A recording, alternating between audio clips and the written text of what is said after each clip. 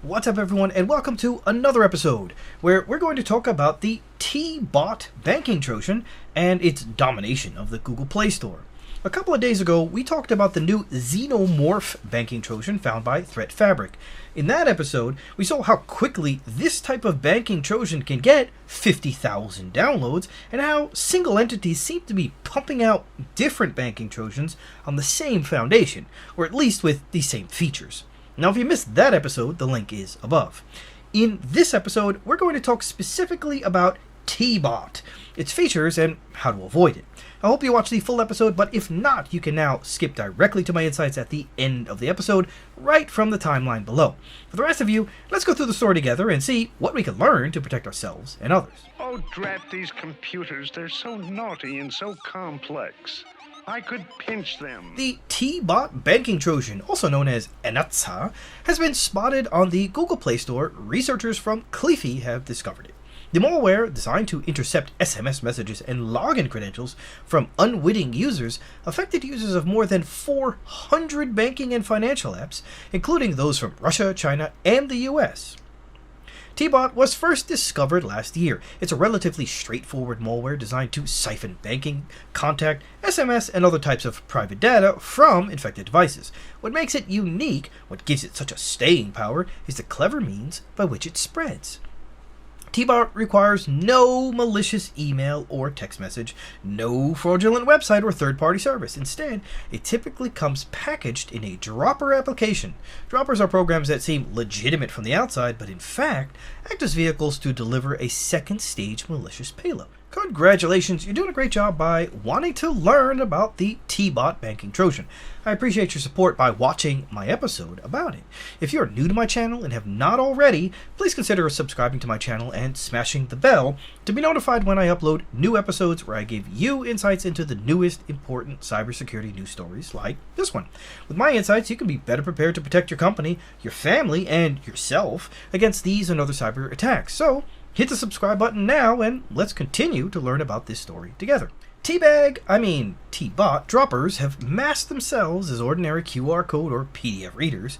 Hank Schless, Senior Manager of Security Solutions at Lookout, explained via email that attackers usually stick to utility apps like QR code scanners, flashlights, photo filters, or PDF scanners because these are apps that people download out of necessity and likely won't put as much time into looking at reviews that might impact their decision to download. This tactic appears to be effective. In January, an app called QR Code Reader Scanner app was distributing 17 different TeaBot variants for a little over a month. It managed to pull in more than 100,000 downloads by the time it was discovered. Other TeaBot droppers, discovered by Dutch security firm ThreatFabric last November, have been packaged under many names such as QR Scanner 2021, PDF Document Scanner, and Crypto Tracker. The latest, according to security firm Cliffy, was QR Code and Barcode Scanner. If the user gives their app permission to install software from an unknown source, the infection process begins. Like other Android malware, the TeaBot malware attempts to leverage accessibility services. Such attacks use an advanced remote access feature that abuses the TeamViewer application, a remote access and desktop sharing tool, giving the bad actor behind the malware remote control over the victim's device. The ultimate goal of these attacks is to retrieve sensitive information such as login credentials, SMS and two-factor authentication codes from the device's screen, as well as to perform malicious actions on the device. TeaBot attacks have grown fast, as Cliffy notes. In less than a year, the number of applications targeted by TeaBot have grown more than 500%, going from 60 targets to over 400. Leo Pate, managing consultant at Invisium, also told ThreatPost via email on Wednesday that Google could be implementing checks on permissive permissions for applications to run, obtaining lists of specific hard-coded public IPs and domain names. Then, Google could run them through various sources to see if they're bad. So what can we learn? Well, as of the fourth quarter of 2021, there were 3.5 million apps in the official Google Play Store. That doesn't count all the apps on unofficial stores and direct downloads and whatever. Now, Google Play has some pretty deep reflecting to do. Google Play has implemented various security measures over the years to help protect users against these types of infections. But they also implemented measures to make things more accessible. And in recent times, it is more often than not that these accessibility features allow these types of attacks to occur.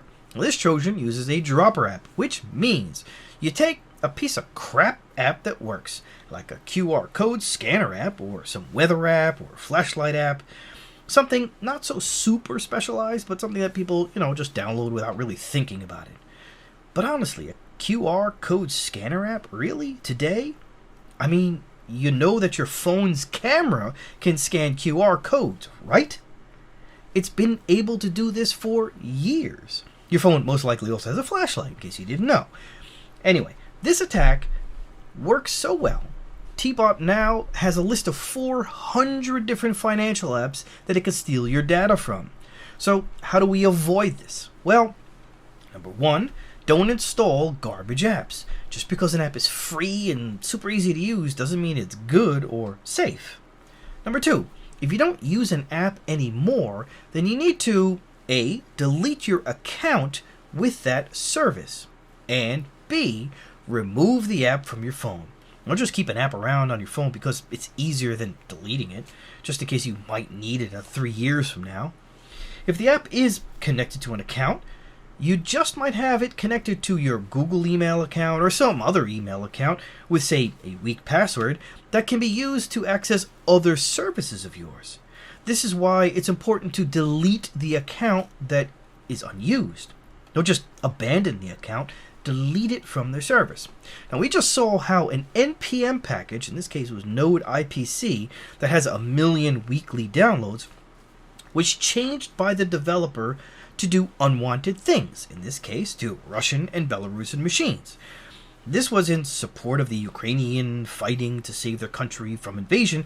Now, you can argue who cares about Russia and Belarus, but don't think for a second that this method of changing code cannot be, and in fact it already is, being weaponized by hackers.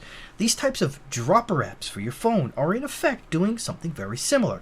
They are giving you a working app, and behind the scenes, they're either incrementally changing the source code to give you, over time, let's say 4 or 5 downloads over the next couple of months, a full piece of malware or Trojan to steal your data, or they're using this legitimate crappy app as a delivery mechanism to immediately dump the Trojan or malware directly onto your phone. So be careful what you, your family members, coworkers, employees install on their devices, and continuously monitor your apps, removing unnecessary ones if you're no longer using them. With that, I say thanks again for watching. Don't forget to share and subscribe if you haven't already, and smash the bell if you haven't already, and I'll see you on the next episode. Take care.